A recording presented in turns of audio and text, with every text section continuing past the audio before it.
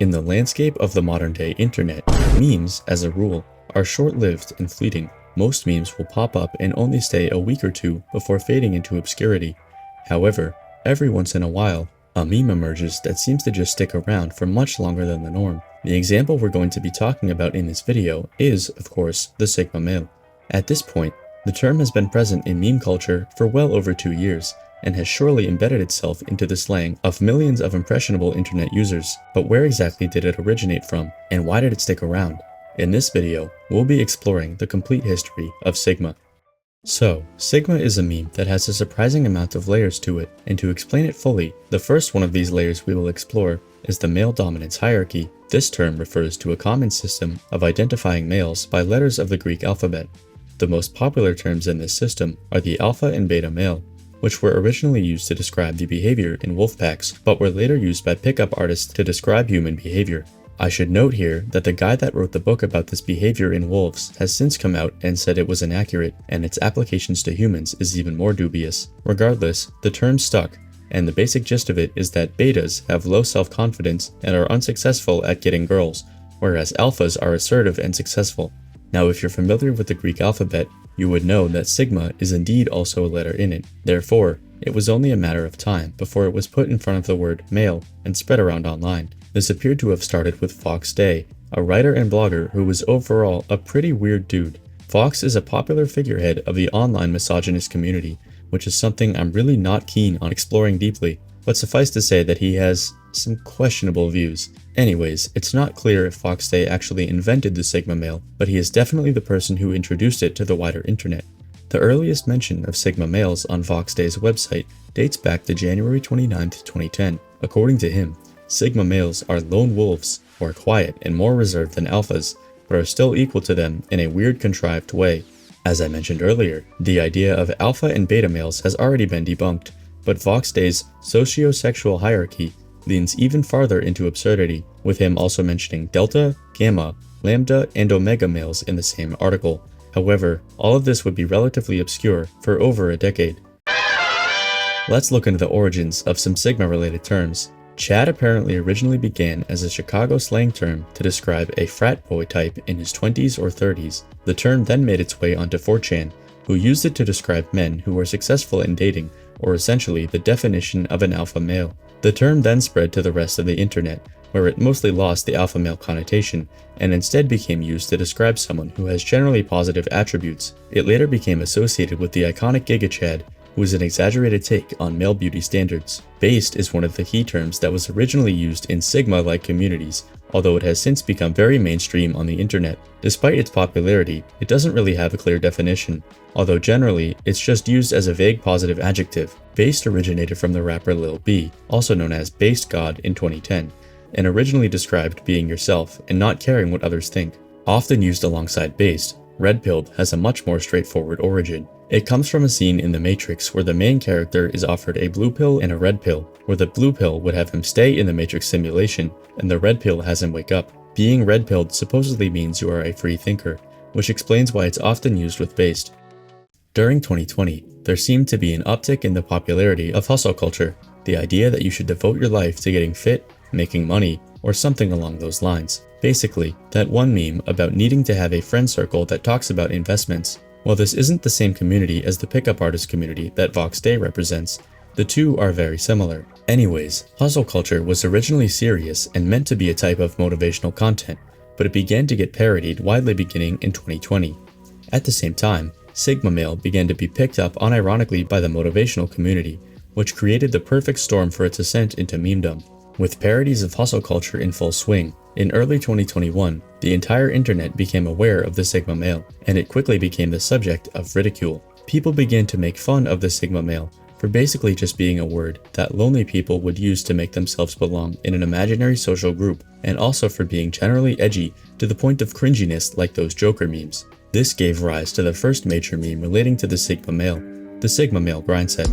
Sigma male grindset, also known as billionaire, trillionaire, or more billionaire grindset, is truly a brilliant work of satire. The use of psychopathic characters such as Gus Fring to parody modern hustle culture enthusiasts is a perfect fit, criticizing how high the bar for success or masculinity has apparently been set, and the way the amount of money continually increases is just the cherry on top. The Grindset memes were characterized by a focus on making money or some other goal at the expense of human connection, which is a departure from the original context of the Sigma, which was more specifically based around pickup artists. This is an example of something that Sigma would do more often, that being merging with other memes and expanding its scope. This can also be seen in its association with slang like based and red-pilled and Chad memes. However, the most prominent example of this would be seen in one of the characters used in Sigma Grindset, Patrick Bateman from American Psycho. This character would more or less become the poster child of Sigma male memes from this point onwards, and this relationship is likely the cause of the increased prevalence of American Psycho in meme culture in general. Although the Grindset memes would fade away by the end of 2021, it was only the first iteration of Sigma. The next major version of Sigma would utilize an older meme known as Literally Me. Literally Me refers to the concept of identifying with or relating to fictional characters in movies or on TV. While this is obviously a broad concept and existed long before memes, Literally Me as a meme seems to have begun on 4chan with the release of the 2011 movie Drive. The movie features Ryan Gosling as Driver, who likely was relatable to 4chaners due to his status as a quiet loner. The fact that they ignored his borderline sociopathy and violence just foreshadows what was to come 10 years later. After Sigma popularized a set of immoral characters with the Grindset memes, it performed a strange fusion with Literally Me, and spawned a new wave of characters to relate to in memes, who were often openly violent and psychopathic.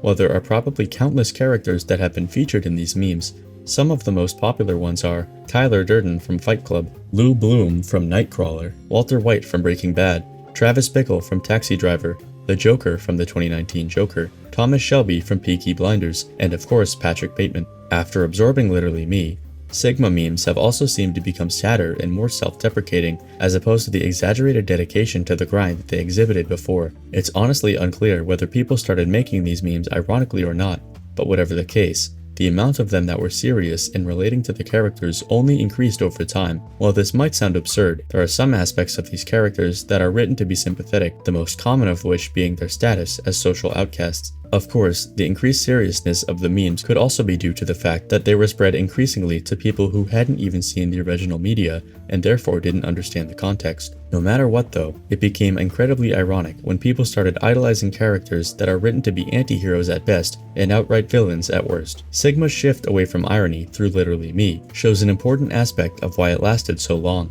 Although it became a meme through people making fun of it, it only got to that point because a sizable amount of people actually believed in the male socio-sexual ideology that Sigma is a part of.